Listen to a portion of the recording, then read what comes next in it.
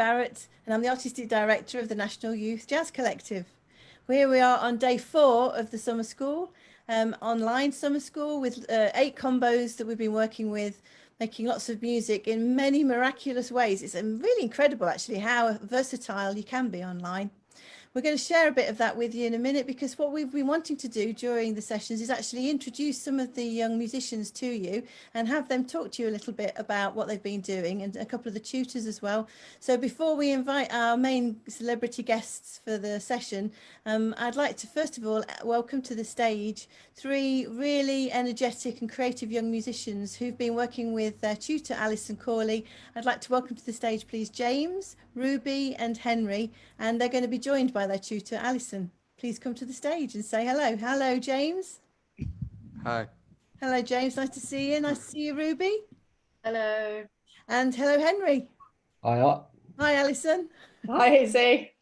So I've been dipping in and out. It's one of the nice things about Zoom is I can dip in and out on mute and with the video off, so people don't know I'm there, which is nice for me in that I don't disturb the session. I always feel there's such an energy and a flow going on in the room. And then I've also had the great pleasure of working with the 3 of you I was covering for Ralph, who was your musicianship teacher, and I was also doing one of the sessions where we play some music together. So we've had quite a nice amount of time together, and I saw what lovely ideas you were having. I'm just going to move this piece of paper out of the way. What lovely ideas you were having with Alison, and some of the ways that you were bringing the music together. I think you were focusing on a piece that you were then going on to record in sort of in the studio. So Alison, first of all, how's it been working online, and where are you up to now in your schedule? Well, it's a steep learning curve, but we're getting there. And yeah, it's been incredible. It's an incredible format. I mean, yes, and everybody. I mean, I'm a tech dinosaur, so it's been difficult, but everybody else has been brilliant, and so on it. Yeah, working with these kids, they're so incredible. Their ears and their focus as well, and enthusiasm. It's just been an absolute joy. So yeah, we've been recording "Dear Old Stockholm," which is an old folk song at Akbarmland Skåne. I think it was a Swedish folk song, and we're starting to put down tracks today. It's starting to come together. Right. And yeah, it's been great. They're amazing. It's lovely. Who's your producer in the studio? So Jake Wilson, we've got. So Jake came in quite late because one of our tutors was taken ill, and Jake's done an amazing job, and he is a really great producer and an engineer. So where are you up to with the recording of the piece? Well, everybody's going off into various little rooms, their virtual rooms, and putting down tracks. And I think it's going to be a process of just putting it down everything and then seeing what we've got at the end, and then tweaking it and making sure everybody's happy and content with their solo. Because I think Jake can do a lot. He's a bit of a wizard, and so hopefully the product will be really, really good. I've got a feeling it will be. And also it's nice that the technology can be used online outside of the sessions as well, so youngsters can go back in again if they want to do things. And one of the things I was also noticing, which I dropped into Mark Hodgson's group, and he was talking to everybody about that, still stay in the one take zone, which is, that jazz happens once in real time once kind of thing, and not to get too involved in that recording stuff and then going over and over and over, but don't lose the magic. The way that he's been doing actually has been through humor, keeping everybody really quick and snappy in conversation as well, not just the music making. So okay. James, share us a little bit about what you've been up to in your sessions. Yeah. How's that been? Yeah, it's been good. I had to do the guide track today so everyone can play along in their headphones and put all the piece together. So yeah, we've been doing that, and also we've been playing loads of songs together as well.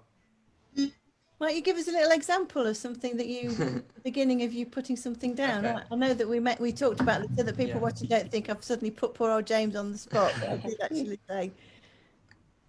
So yeah, we're playing like.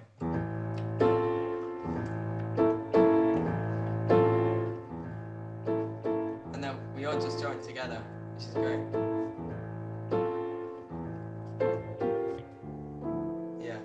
And then, Fantastic. So you put down the guide as well, so that yeah, was so that was kind of what I was playing in the guide, really. fantastic, and it's got such feel. I bet the rest of the band were really excited when they heard that, thinking, "Yeah, I'm definitely want to play against that." So I'm wondering, James, what's it been like meeting? Because I don't think you knew anybody in the group before.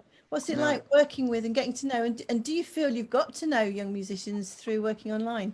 Yeah, it's really interesting how we've all kind of came together as a group, and through music we all kind of have a bond already, a connection there. So it's kind of more we're just exploring it and playing together. That's really fun. Henry, how do you think that will feel? It's because it's the back to front slightly. Normally you meet people and then you go online and record things digitally. Now you've suddenly, you're learning all this music together, getting to know each other. And next term we are arranging for each of the combos to come together and actually meet in person. It's a bit of a odd way round, isn't it? How do you feel about that? It's interesting though, getting to meet people whilst they're playing their music. You feel like you get a different part of their personality, like just from their playing. And it'll be great if we're able to meet, after Corona or whatever, in person to play together and just meet. And when you listen to the recordings, so everyone that's watching, just to let you know that, Alison, might you explain about the choice of repertoire and how we actually facilitate that? And then I'm going to ask Henry a question. So, Alison, how do we know what to play? Well, I gave them 5 tunes. They were all based on folk songs, and yes, I gave them sort of ideas and things to look at, and asked them to take down certain lines and to look at certain things, and then we've come together and we've kind of made our own versions of them, but yeah, they all had they'd done their homework. It was really good. Everybody had looked at it and knew all the harmony, knew quite a lot of it anyway, and at least the melody and the form as well. So yeah, it's been great. So Ruby, how different is the end product, do you think, vibe wise and groove wise, of especially the piece that you went in and recorded this afternoon compared to the recording that you originally heard? Well, we haven't completed the recording yet, but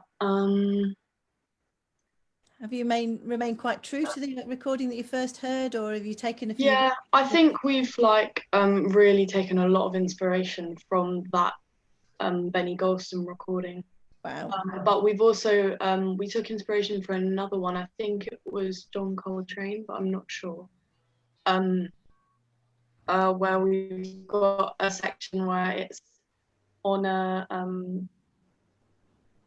is it a D flat sus? That's right. Which wasn't in the Benny Golson version, so that's quite cool. So you're developing the arrangement and changing some of the harmony. Where did that come from, Alison? Was it something that came out of the group, or did you volunteer it? Well, I played them lots of different versions. There was the Stan Getz, the 52 miles, the 57 miles, the Coltrane version, I think 63, and then the Benny Golson version as well, which is the more modern one. And I was thinking, they might like the miles one, but they all preferred the Benny Golson. So then we went with that.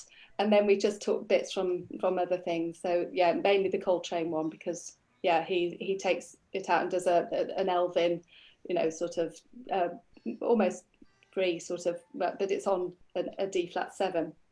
So they wanted to incorporate that, and so Kira's going to do a flute solo on that, and and then McCoy comes back and plays the form on the record. So the next solo is on the form as well.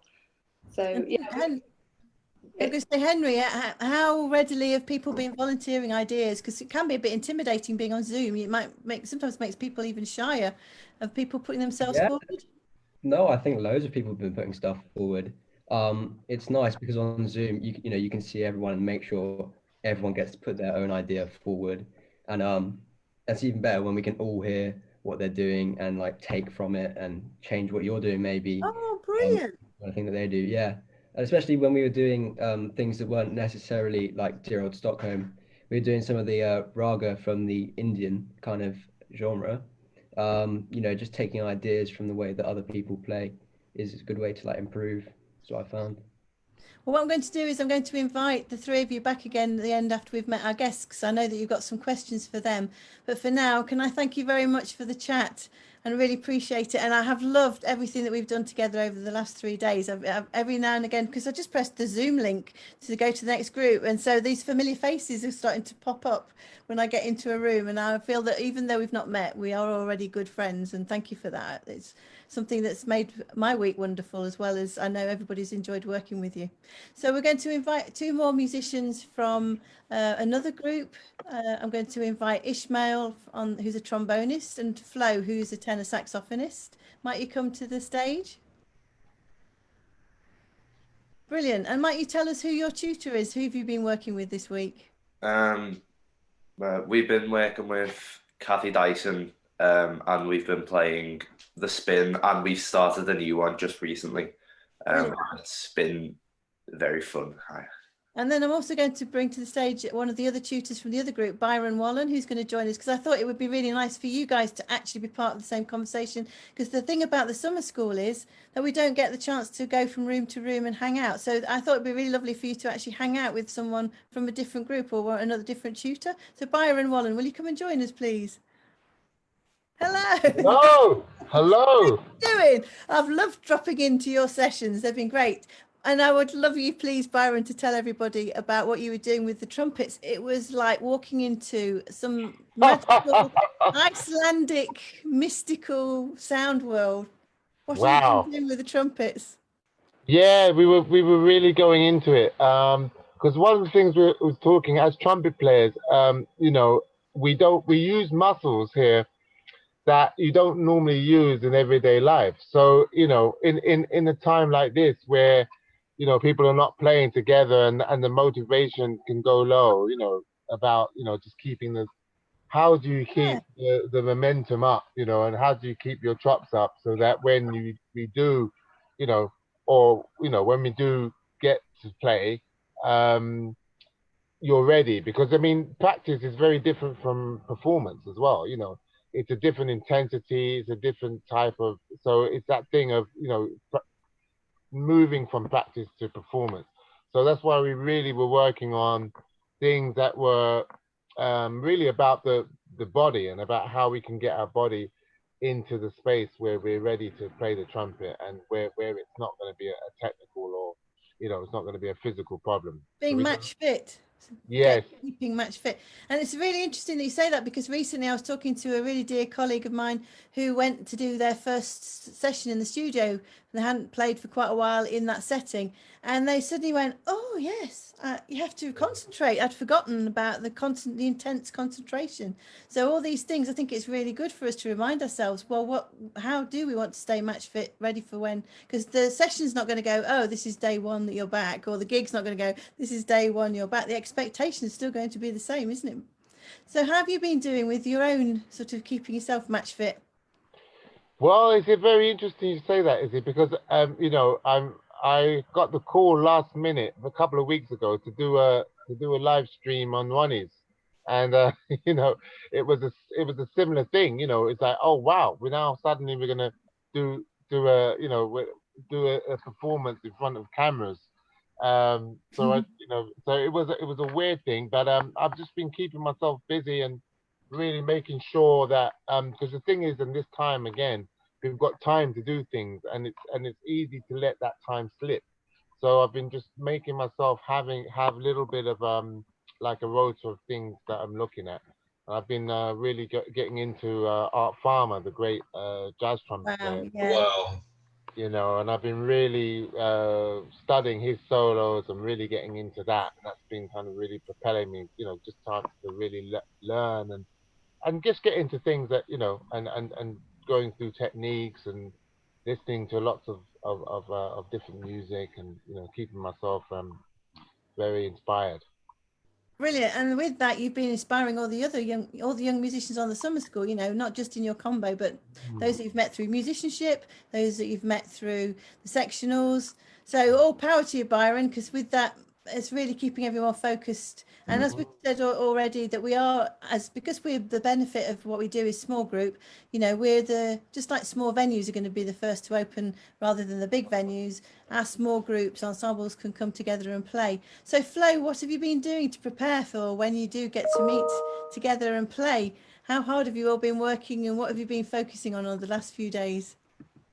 Well, I've done previous summer schools before, which was in person. So obviously it's been quite a different experience to before, where we're actually running into issues where we're all working ourselves so hard that we're just getting exhausted. And again, with the muscles that we just haven't used in so long, that is just, yeah. So we're having to have moments where we just kind of step back and just listen and sort of play through, work out chords, stuff that's more, you know, relaxed. But it's been really fun, yeah. And I feel like when we finally get together, having really plowed through everything at the rate that we're going at, it'll come together really fast as compared to usual, I'd say.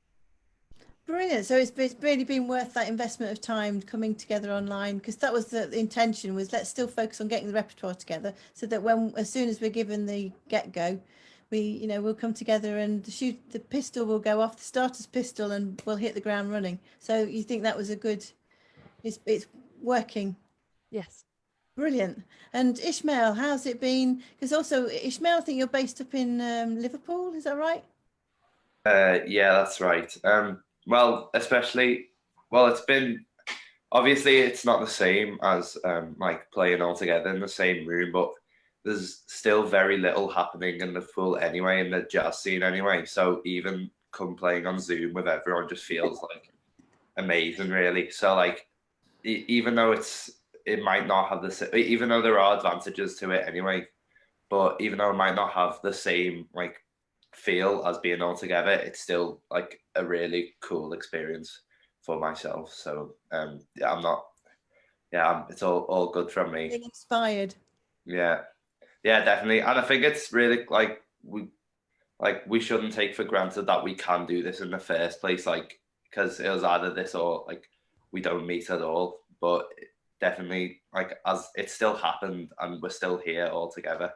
So. Well, and as you can imagine, logistically, it has been really hard work, because we've never done this before, so we're having to learn and consider, and also is it going to be worth it for you all? So it's lovely to hear that. I feel it is, having visited everybody and having those affirmations from you. So I'm wondering, from all three of you, before we pass over to our guests, Ishmael and Byron and Flo, two headlines from what you've experienced so far that you think, wow, we did capture the magic.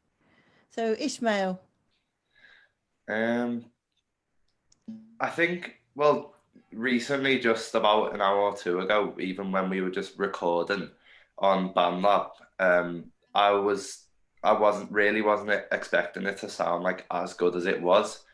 And even though we might not be able to play like a live gig in this current moment, we still like managed to make a really we've not completed it, but we've managed to make a really like good, accurate recording, which sounded like very good. So that's probably been hearing it, and obviously we'll let everybody decide what they want to share and go public with. Byron, what's the headline for you from this last? Wow. Well, I just came in at the end of the your other talk, and they were working on Dale Stockholm, and we've been doing the same, and it's very interesting. We kind of went back with the groups, and it's beautiful, just the process of putting something together and in such an open, giving, accepting, I'm really been really kind of bowled over by this group, because not only have they really checked all the material, but they've actually put their own personality into it, and they've come to the session with suggestions. So we went back to the original Swedish chorale, and the way with those tunes, and we're putting those harmonies in with the swing and the elements of Latin, and wow. Yeah, so it's really been an amazing journey. That's one thing. And then the second thing I would have to say was it was just lovely to get together with all the trumpeters yesterday. Right. And we really went into the idea of our personal relationship to the music, and we talked about, you know, our inspirations and how we got to the point where we wanted to pick the trumpet, and how we're going to take those inspirations and move forward with our musical lives. You know, that was really beautiful. So beautiful. What all the things you've said so far, honestly, it's like really spiritual and moving. Flo. The other night, I actually got a chance to just go on to Jamulus, which is one of the softwares we've been using, and just have a jam for the first time in, it must have been half a year, just with our drummer and our guitarist. Oh, And it was a bit of a relieving moment, because it feels like there's a lot of tension fantastic. from just playing along to backing tracks for feels like forever, and finally getting a moment to hear real musicians play. And particularly because we've worked together in other settings like the Creative Leadership Ensemble, and there have been some real challenges with the Wi-Fi, hasn't there? And Yeah. people dipping in and dipping out and stuff. So that's really great. And I'm sure that Nick, our program manager, is sitting there at his desk like just yes, because he's put so much time in trying to connect everybody online and making sure all the softwares work. Yeah, round of applause from. So, my darlings, I'm going to ask if you could, just for a little while, leave us to have a bit of a chat, but I'm going to invite you back again to come and ask a few questions of our guests. Byron, it's not obligatory, and Alison, it's not obligatory for you to stay. So I'm going to, maybe if we give Alison and Byron a bit of a wave, if you come back to the stage to say adieu, and we'll see you tomorrow. Thank you so much, Alison and Byron. We'll get 2 more tutors up tomorrow.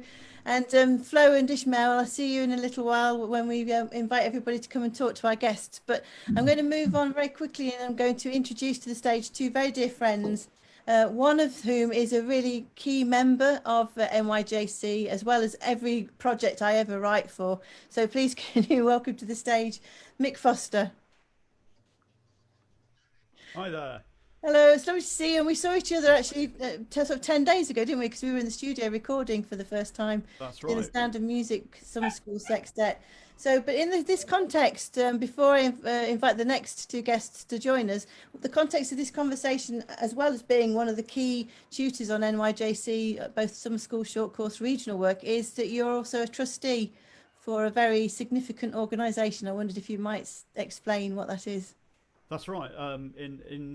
I live in Southend, and in Southend we have an organisation called the Jazz Centre UK, and I'm lucky enough to be a trustee of that organisation. It was founded by one of our other guests today, who we're going to meet in a minute, Digby Fairweather, broadcaster, trumpet player, musician, and organiser of things, founder of things a bit like you, Izzy, someone that gets things going, makes things happen.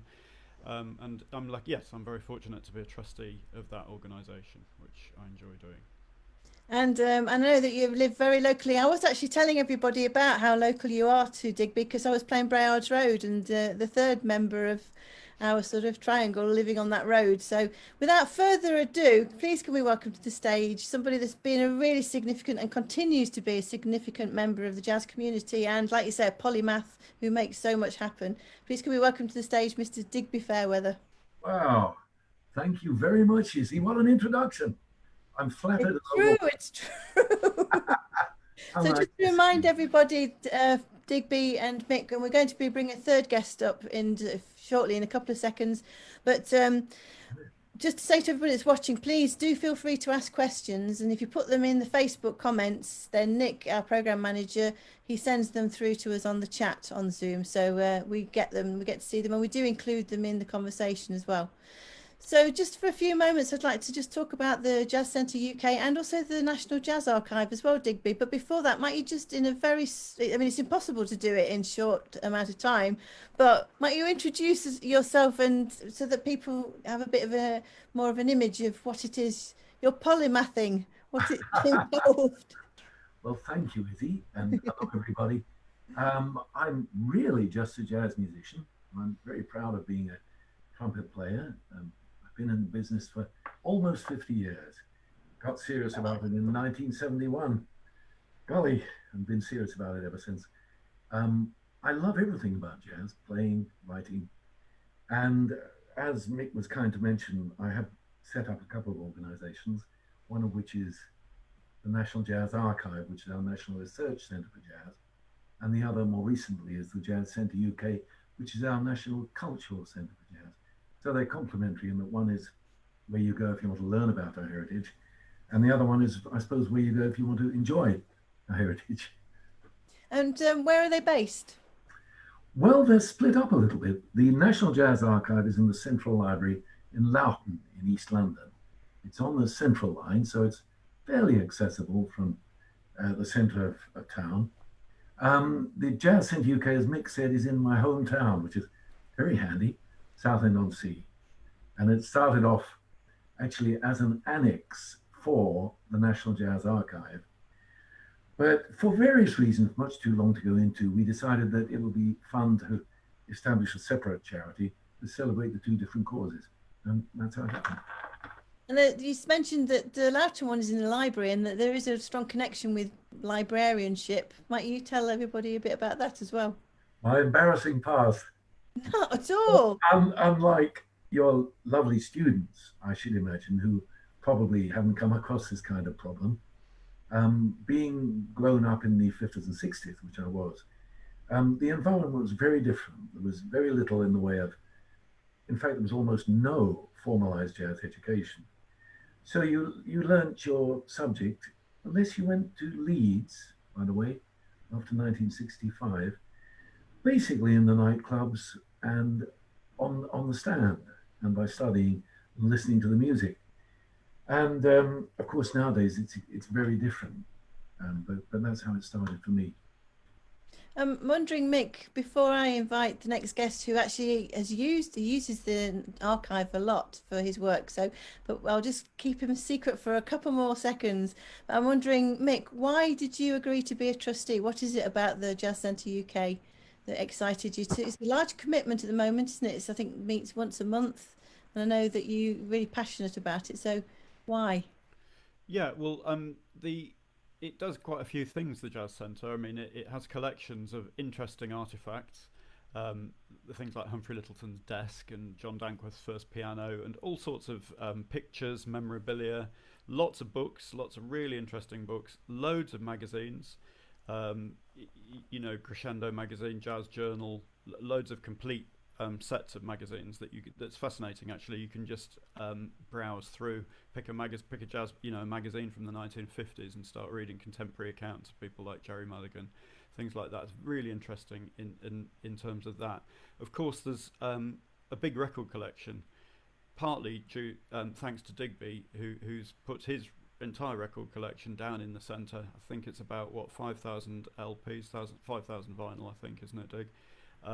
As well as CDs and all sorts of things. So there's lots of exciting things there, and so I thought it would be really good to be involved in that organisation. We also the organisation also puts on concerts, and it just promotes jazz in all its forms. That's part of our strapline. That's part of our mission to promote and preserve the culture of jazz in all its forms, and that's something that really resonates with me.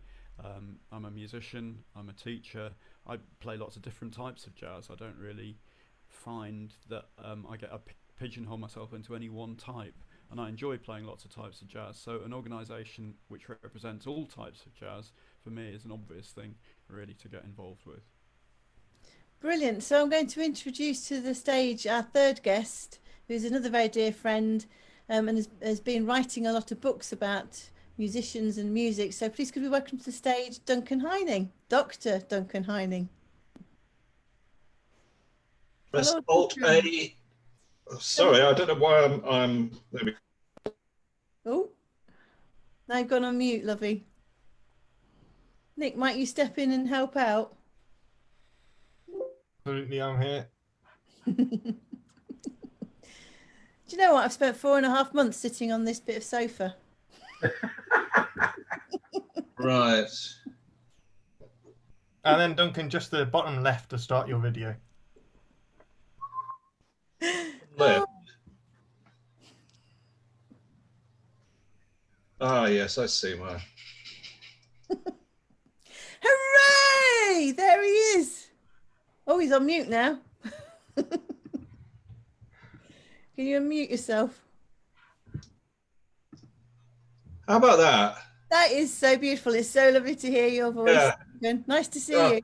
kept clicking on it, and then I clicked on it, and then it clicked on, and then it clicked off. Anyway, I'm here again. Nice to see you.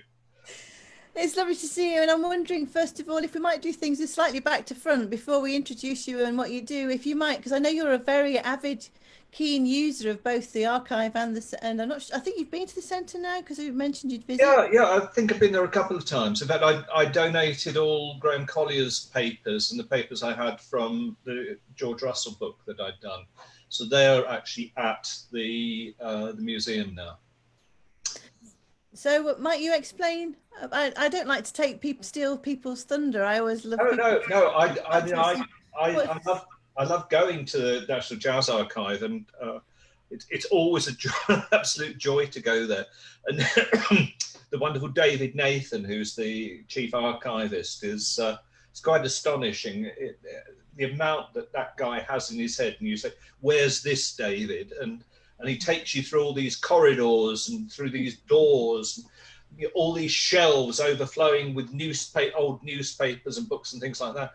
And he'll manage to find exactly what it is you're looking for. So yeah. What sort of gems have you been hunting for, and for what purpose? Well, I don't not so much gems. Most of the time you know what you're looking for.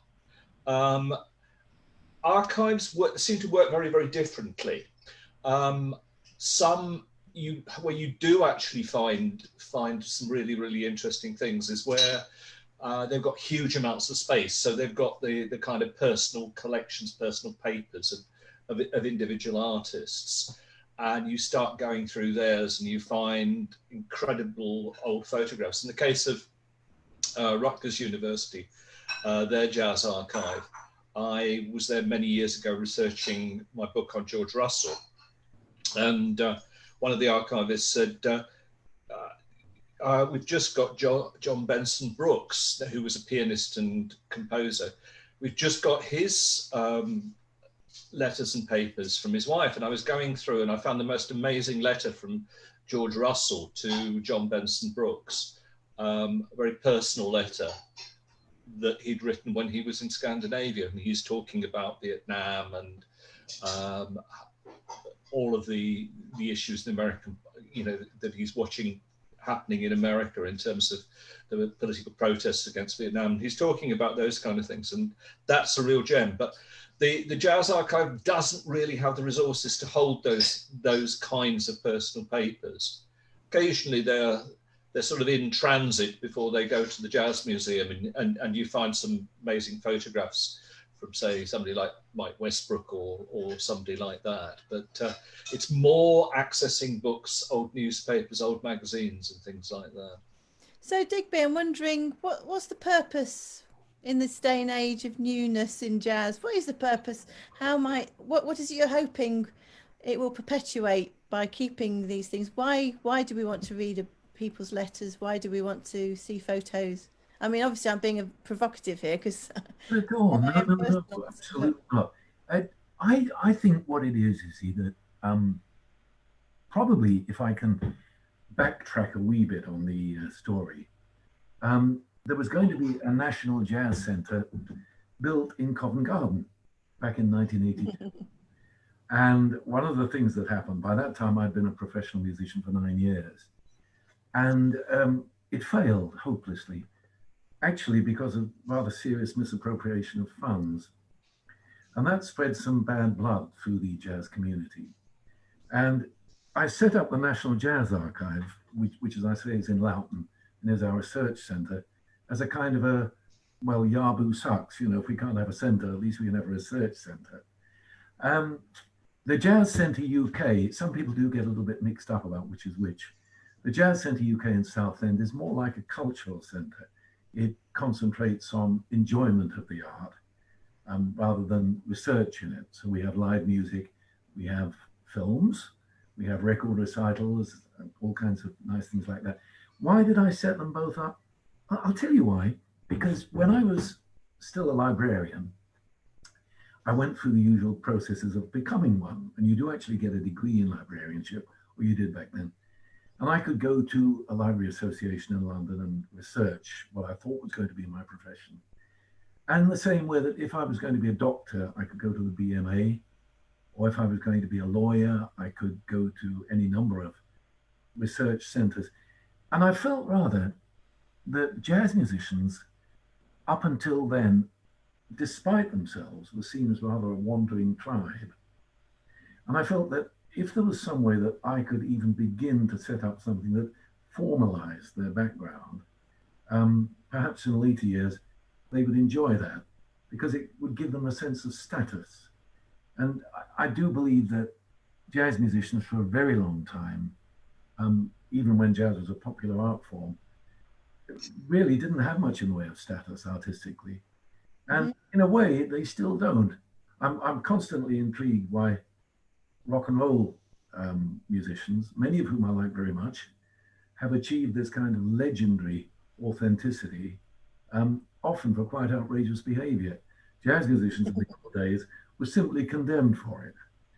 We're not particularly outrageous, but I think probably it was partly because coming from this extremely formalized professional background as a librarian, and then moving into what I once called the cartoon world of jazz, I felt the gap very deeply. And I thought, well, if I can do anything at all to begin to put that right for future generations, that might be a nice thing to do. Duncan, I'm wondering, similar sort of story, because I agree with what you've just said also, Digby. That's why I committed time and energy into setting the degree course at the Trinity College of Music, because there were hardly any conservatoires at the time. And we all knew that we were working with amazing musicians, and that's sort of status side of things was definitely apparent then. I feel that, you know, it's made a good, it fits, and it's happy in the conservatoires. You know, it took a while, but I think it's seen with great respect now. So that's lovely for all those youngsters who are looking to audition. Duncan, I'm wondering why you invest the time in writing books. What is it about writing the books about the different, because it's a huge amount of work, isn't it, having talked to you? So what does it bring to you writing those books? Well, I always said I started writing about jazz in the mid-90s because I wanted to do something that was, perhaps my life was going well in my grown-up job and my personal life, and I wanted to do something that perhaps stretched me a bit in a different direction. And I loved jazz for many, many years, and I thought that was something I could do to make a contribution. But I always said I would never write a book because I kind of guessed it was bloody hard work. And then I had to retire from my grown-up job due to ill health, and I kind of needed a project. So I took on, so I contacted George Russell, the African-American composer and band leader, who I'd interviewed once before, and I said, I phoned him up and said, would he be interested in me writing his biography? And he said, when can you start? And so I started writing his biography, and I was right, it's bloody hard work, and it's financially unrewarding, and you have to put up with people writing stupid things about what you write. And so why do I do it? I do it because I think it's, as Digby said, I think it's important. I think it's important to preserve history, to understand how we, whether it's about jazz or it's about literature or it's about politics or any aspect of history, if we don't understand what happens in the past and we don't understand how that relates to us in the present, we end up in situations that I think are bad for us, bad for humanity, bad for culture. And I think you only have to look at what's happening in politics and the way that, as far as most politicians are concerned, last week is old history. And you'll see what I mean. I see my role very much as preserving a history, making that history available to new generations, perhaps offering different ways of understanding that history, so that hopefully people can draw on that and find their own way through, whether it's to do with making jazz or listening jazz or responding to jazz, that they find something in those histories that they can relate to and perhaps improve their understanding of the music and help them in perhaps becoming more active in support of the music, I suppose, as well. So one of the things I'm going to invite each of you to share a little story that's relating to the archive and the centre. But I'd like to start with my own story, if I may. So we did 3 years ago. It was our 10th birthday. So I've been talking non-stop since 8:30. So we did 100. It was our 10th birthday 3 years ago, and we partnered up with the National Jazz Archive, and we did the history of jazz in 100 items. And then we invited all the young musicians that we were working with, both on the summer school, the short course, and regionally, to choose one of those items and then to base a project on it. And I chose one for myself, which was I came across the letters of Billie Holiday when she wrote, and I remember Digby sharing those with me and reading them. And it was particularly, you could tell that Teddy Wilson was over in England and she wanted to come to England, and she was feeling really frustrated that she wasn't being invited over.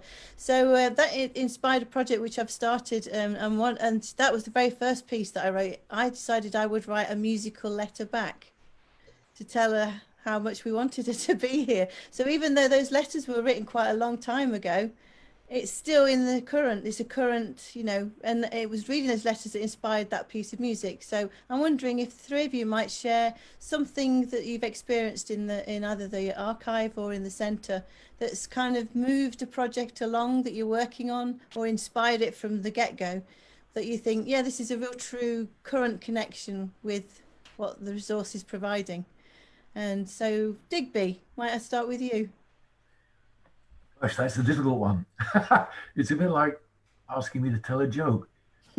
Okay.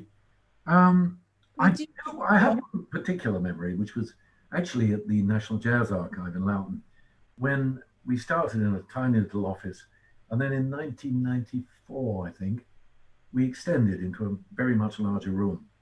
And we had some great guests, including the late Sir John Dankworth and Cleo Lane.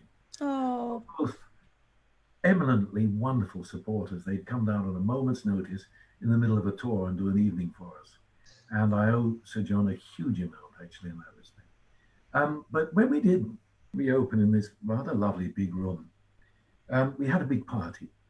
And a lot of people came. John came, Dame Cleo came, Dave Shepherd came, Tony Crombie came, a lot of the older faces, as well as some of the new ones as well. And one in particular was Benny Green, who for a long time, began as a saxophone player with Ronnie Scott's 9-piece band, but later on became, for many years, an author and broadcaster, a bit like Duncan. And I spotted Benny, and he was looking at old editions of the Melody Maker from the time when he was playing baritone saxophone in Ronnie Scott's 9-piece band. And he had as they say in America, he had a tear. And I said, Benny, you're looking very reflective, and why? And he said something that stayed with me, actually, ever since. He said, I wish I'd allowed myself to enjoy it more. Oh. I thought that was very profound because of, what it's like to be a professional jazz musician. And sometimes the sheer matter of enjoyment is quite hard when you're fighting against a lot of quite severe cultural restrictions, I think. You reminded me of the wonderful Jeff Klein, who was a big supporter when we were, and I remember because I was saying to him, "What was it like being on Under Milk Wood, the famous album?" And he was so young when he recorded it, and his answer was, "Well, if I'd known it was going to be that famous, I would have practiced more." I love it. Great. Mick. No, I mean, there's so many things that you can find, and in the JCUK and in the archive, actually, there's just digging through stuff and finding interesting things. I mean, I mentioned before looking through magazines. Some of the really interesting stuff I've found has been things in like Melody Maker, I think it was Melody Makers, Diggle, correct me if I'm wrong here, in which there were blind listening tests, the Leonard Feather sort of blind listening tests type thing. And I think Jerry Mulligan took one and was asked to comment on the various baritone players of the time who he's played to, and they played recordings, and he had to sort of comment on them, but they never say who the recordings are. So and it's really fascinating actually reading Mulligan's responses to people like, of course, Harry Carney, to Pepper Adams, Ronnie Cuba, all those great, but it's contemporary. You're reading contemporary accounts. So when we read things in books, you read you read someone else's opinion, you read primary source material. But when you're reading the primary source material of someone that's actually listening to something for the first time, some of those recordings Mulligan was very familiar with, others he was less familiar with. Then it just brings it really home how people at the time are thinking about music and about their music. And I think reading those contemporary accounts and having a place where you can dig through those and just enjoy listening to other people's experience of the music at the time, I found absolutely fascinating. We actually gave one of the students who's a baritone player, and we had a lesson today. And one of the things we did, that was the great thing about Zoom, was we could do things online. So I created a playlist of baritone players to listen to, and was able to share that through chat. And he's now got the link for the Spotify playlist, and I'll keep adding to it. So maybe at some point we could have a chat about how to access that so that Noah can actually read it and follow in your footsteps, following in Jerry Mulligan's footsteps. Absolutely, technology makes things very easy, doesn't it? One of the projects that we've been doing during the lockdown period at the centre, while the centre's been shut, is making Spotify playlists and sharing them. So we've done the decades of jazz so far. So we've just had 10 tracks from each of the decades of jazz, and we've had some fun putting those together, haven't we, Digby? We have a lot of fun. So that'd be great. We'd love to share those through NYJC's website, to share them far and field. And actually, which reminds me, I don't know if am I allowed to say that you very kindly invited me to join the trustees, and I am now also on the board of. You certainly are.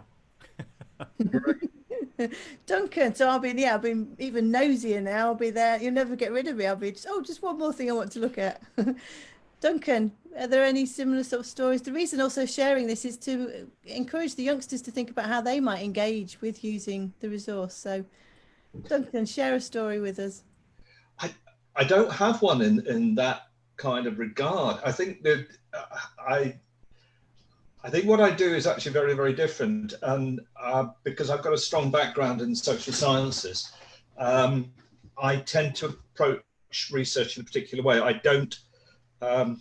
Jazz is full of history of jazz is littered with wonderful, wonderful stories. A lot of them are actually myths, and I see myself as a historian, and my concern is to get the information that I present to readers to ensure that that's as accurate as possible. And there have been several examples. When I was writing the book on history of British jazz in the 1960s, trad dance, dirty boppers, and pre-fusion ears, there were several stories that I had believed to be true and accurate, and I by persistent research, I think I was able to show that, present a different picture, a much more nuanced picture, and in some cases actually challenge the particular myth. And that comes about not through finding this one key piece of information, but persistently finding different perspectives, looking at different perspectives, going back, as Mick said, to the source, to contemporary accounts, and then using that to actually say, well, look, actually, that isn't what happened. I'll give you an example. I think it was 1961. There was a jazz festival at Billie in Hampshire, and the myth has grown up over the years that this was a riot that took place between trad and modern fans who saw themselves as being, had very, very different perspectives on jazz and what it should be. And I had always understood this to be true, but because I'm a social scientist, the first thing that you do is you don't try and prove a particular account. You try and disprove it. If you can't disprove it, then the account stands, but you look for information that counters your initial assumption. And that, that's something that I do in all my work. And I pursued this the picture that actually emerged from contemporary newspaper accounts was that this riot had been triggered by local young people, working class people, who rather resented this intrusion by all these beatniks and modernists hanging out in their kind of area. And they got very, very drunk on cider. And it was, rather than a jazz riot, it was more of a teddy boy riot. Now that to me, okay, it's not the biggest issue in the world, but it does actually show the way that you have to question what you read. And the more I have written about jazz, and the more I have found writing about it, is that a lot of what's written about jazz you simply can't believe, you can't take at face value, and you have to approach it critically. And I suppose now when I read something about a particular artist, I will then make sure, and I think, well, that sounds a bit strange. I'll go and look at other articles, other books on that artist. I approach the written word with a great deal of skepticism in a lot of ways, which actually makes my job even harder, because if I just continued to present the myths that everybody else wants to believe, I'd save myself a lot of time and a lot of heartache. But to me, history is important, as I said at the outset, and in order to establish a historical record that is as close to accuracy as you possibly can, you have to keep researching, you have to keep building up that picture. You have to go to not just one source, but a range of different sources. As a fellow author, how do you feel about your own philosophy, Digby, of writing, and why do you, because you've written lots of books as well, so do you share Duncan's sort of view? Oh yes, I think I love Henry Ford's wonderful one-liner, most history is bunk. And he wasn't talking about Bunk Johnson. Yes, it is difficult. And I think I've written an autobiography a few years ago. And I realized when I wrote it that I'm obviously writing it from my point of view. And I think one of the interesting things that I find about jazz literature in general, I hope we're not being boring on this, by the way, is the fact that autobiography is subjective. You are obviously going to tell your tale in the way that hopefully excuses you of all the mistakes that you made in your life. A biography, on the other hand, will be more objective about the subject concerned. But there again, as Duncan says, there is this problem with actually centralizing the core focus of the facts. And that's why I particularly admired John Chilton, who was extremely sedulous about any kind of writing that he did. He did 6 or 7 extremely good biographies of people like Coleman Hawkins, Sidney Bechet, Billie Holiday. And I know that he would actually, when he was on tour with George Melly all those years ago, he would be in New York and he would go out and knock on the door of somebody who was actually living next door to whoever it was at the time and get the nearest thing to a fact. Even then, you've got to allow for the fact that the person you speak to may not have remembered correctly. And so it's a minefield. Absolutely. I don't know quite what you do except look for a general consensus of what is believed to be true. Mick, what advice would you give before we bring the young musicians back to the fore? What sort of, not even guidelines, but what sort of things have you seen at the Jazz Centre that you think, you know what, that'd be really interesting for a young musician to get really stuck into? What sort of opportunities are there?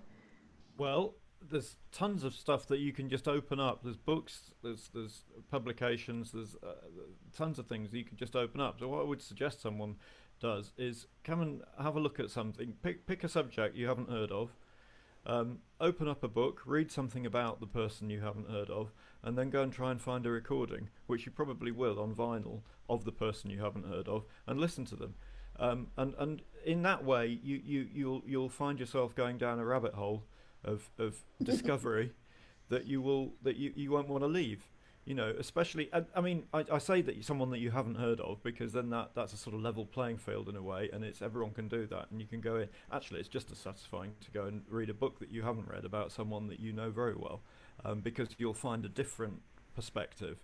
And I always find it interesting, actually, if you read what someone's written about someone's music. I mean, I know there's various opinions about whether you can actually write about music and whether that heightens or takes away the appreciation of the music. But I find it interesting if you read someone's account of the music and then listen to it for yourself and see if you agree with it or not. See if you think, you know, yeah, that's that person's opinion. That's what they've said about that. Oh yeah, okay, I see what they're saying. Yes, I agree. Maybe I don't agree. That's all cool. But it's all just, research. It's all just finding out what other people think and whether you agree with that or not. It's like having a conversation with someone. It's like having a debate with someone. It's the same thing. But there's loads of stuff there that you can start that process with in terms of both recordings and the written word. And images, actually, as well. Yeah. Also, I should add that they have the opportunity of live experience and jam sessions. And also, of course, watching movies. Yeah. Things in addition to reading books, which of course they can. I would have to say, to be absolutely fair, that in terms of serious research of the kind that Duncan does, I would recommend first stop the National Jazz Archive, because the collections are phenomenal. We're a bit more of a kind of an all-round place that tends to say, come and watch a movie, come and listen to a record recital, come and meet a musician that you've wanted to meet for a long time. Recently we had the 92-year-old Peter Ind, who's a jazzman. Oh, yeah. Those kinds of things are more the sort of experience that we can offer in addition to the bibliographic strong, I can't think of the word, bibliographic stuff we have. Well, that's the point, isn't it? That everything's there, Dig. The music, some written words, some images, as you say, film. There's lots of media, some live music. There's lots of different things there that you can access all in the same place. And even a record shop. Can I just say something? Picking up on Mick's point, I don't think that my job is to write about the music. That's part of it. My job is to write about the musician or the musicians and place them in the context of their lives. What happens to us in our lives, just as you, Digby, Mick, as musicians, these young people who are students on the NYJC this year, you bring your life experiences and your personality into your music. As your life changes, different things happen. They will push your music in different directions. Now, but this doesn't happen in isolation. What happens in your life is also part of the lives of the people that you're close to, and to what's happening in your world at a particular time. And my job, I think, particularly when I'm writing a biography, is to locate the person and their music in their time, in their history, and that history, and relate that history to the wider history of events in their lives. I mean, take George Russell, for example. He grew up in Cincinnati, Ohio. He attended a school where he was one of maybe 9 or 10 or 20 African-American children. The rest were white. Now, I spoke to him, obviously. I spoke to 2 of his school friends. This is in the 1930s. The black pupils swam last period on Friday. They drained the pool over the weekend and filled it again, so the white students wouldn't swim in the water that black students had swum in. Now, how, I mean, this isn't a tale of violence. you know, of lynchings or whatever, but it describes very much what George Russell went through as a child, what African American children went through. The question then is, how did George deal with the kind of conflicts, the kind of personal conflicts, and the conflicts of being an African American in a dominant white society? How did he manage that? How did he become such a major figure in the music? How did he end up a lecturer at the New England Conservatory, one of the finest music schools in the whole of America? You know, that is, you know, to get from that point, somebody who was failing at school, and understandably when he was facing that kind of level of racism, to the point at the end of his life where he was winning awards, you know, being respected as an artist, respected as an educator. That is a story of amazing, amazing achievement. And that's the story that if you're writing a biography or you're writing about what happened in British jazz, that's the kind of story that you're trying to reveal. And I know as a composer and a musician that you can't separate those out, that it becomes its influence is going to be part of the music as well that George wrote, and the way that he worked and operated and all of that. His whole philosophy of life. And I'd really like to invite some of the young musicians to come and have a chat with us before we run out of time. I think you've just shared something that's really profound, and also it is still very relevant. You know, there's still the things that are ongoing at the moment in society. We've still got a lot to sort out, and to Which is why Black Lives Matter. Yes, yeah, definitely. Can I invite back to the stage, please, Ishmael and James and Henry and Ruby and Flora and Byron as well. And just to see if there's anything that from what we've talked about, if there's anything that you would like to ask or just feedback on, or just be really lovely to hear, you know, to involve you in the conversation. Might we start, please, with Flo? Yes. Obviously, that story is just really shocking and horrible and just, well, it's awful. But do you have maybe any stories that you found out whilst researching a musician that were really interesting, but you thought like weren't so mainstream?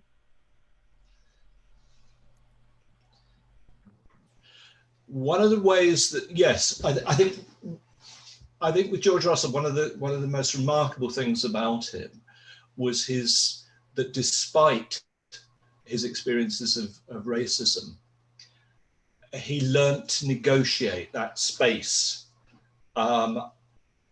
between being an African American and within a dominant white society. He learned how to negotiate that in a very, very highly skilled way. And you know, as a young man coming back from a jazz club, you know, walking through the streets of Cincinnati back to the African American area that he lived in, he would get stopped by the police. And George was quite light-skinned, and he learned how to deal with these sort of cracker policemen. And they'd stop him and they'd say, "What are you, boy?" You know, meaning what race are you? Because you know he didn't quite fit. And he used to say these things like, "Well, I'm Greek on my father's side and Chinese on my mother's side." And one of these cops would say to him, "Yeah, I thought he was a chink," you know. And he'd come up with these different ways of dealing with them. Very, very, and basically it allowed him to retain his self-respect in that context because he was playing with them. And George was never racist.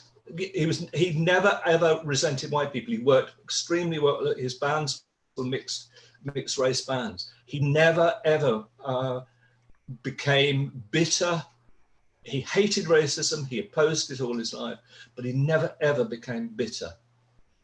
Ruby, I'm wondering, listening to all these different stories, and also, but going back to the Jazz Centre and the archive as well, and hearing, you know, how passionate Duncan is about the work he's been doing, and how, you know, the Billie Holiday letters, and listening to Mick talking about the resources that have been now created, and the reason that these two centres were set up, the centre and the archive, because of Digby's commitment. I'm wondering what your feeling about it all is, sort of as a resource that you might go and look at and delve into, and whether you've got any questions. You put her on the spot there. We've only got about 3 minutes, and then we're going to wrap things up. So just, it's fine to say no. This is a social experiment coming on stage, having this conversation. So I'm just wondering what your reaction. I mean, have you ever heard? Go on, go for it, Livy. No, I've never heard of it. I've never heard before. Like history, music, two of my like favorite subjects. So that's quite cool. Have the archive there. Definitely go in, and there's quite a lot of online. Yeah, don't worry if there isn't a question. There's lots of, as Mick said, there's lots of online resources. I mean, what place do you feel that history has had, James, on what you've been learning today over the last few days? Has there been any conference and discussion? Is there something that you might like to find out about now you've been playing the repertoire? Yeah, of course. I'd love to investigate into all this past of all these musicians, and because I think it's really interesting how you can see where they've came from and how they've developed and everything. Has anybody got any particular interest in actually being involved in that, in research and writing? Does anybody enjoy that side of things? I think if I may suggest something. Ruby. I think when you're young, and these lovely young musicians, you know, who are great. By the way, I'm wondering if Ishmael knows my godson, Martin Smith in Liverpool. Yes, I'm. You know Martin? Yeah, we're very good friends. I think he's watching right now, actually. Give him my love. He'll probably be quite happy that he's well, mentioned. bless you. You're very alike, you two. And Martin has been my beloved godson for well over 25 years. And he's a great trumpeter, better than me. I think Ruby had an idea and had a question. You might bring it back to them unless you've got something you'd like to share with them. Yeah. Ruby, go for it. Oh no, I was just gonna say that then I really enjoy like researching people and like past, and so I was just really agreeing with you, to be honest. Mick. I was just sorry, I was just going to pick up on a point that James said, that when you read about what other people have been through, or something about their lives, or something about their music, reading other things about musicians I always find very comforting, actually, and I usually find it more comforting the more I realise what an individual life they've had. So everyone's had their own individual path to being a musician, and reading about that I just find really comforting, because it means that there isn't one way of doing it. Everyone has their own individual way of doing it, and that kind of gives you a license, if you like, to think, okay, well, I'll find my own way of doing it. And the more you read about other people, the more you feel that, or I do anyway. Henry, how's it all left you thinking about things? Has it moved anything, shifted anything for you? Yeah, definitely. Personally, I haven't actually looked that much into like the individual lives of musicians that I play the pieces of, or that I know. So yeah, in the future I would like to look into that more, especially if it like affects the way you play their things, or just view them as a musician. It's quite interesting. So yeah, definitely. So I'm going to actually, as the last say on all of this, I'm going to actually hand over to Byron to say, because I know you really well, I know your music really well, even though we don't know each other that well personally, we haven't played together, but you know, I know a lot about your music and your career and the things that interest you, and so I should imagine there's been a lot of research. You yourselves are involved, so might you close today's conversation with just your own feelings about the whole thing, and even if you want to share a couple of examples, it'd be lovely, Byron. Oh yeah, well, firstly, Duncan, that's a book that you read. That book you wrote. I've been looking for that for a few years now. Which one? The one on the one on George Russell. No, I'm bringing it out in paperback in October, and it'll be at a sensible price. It was $80 in hardback. It'll be about 15 quid. So I will definitely let you know. That's one sale. That's one sale already. I'm there. Pre-order.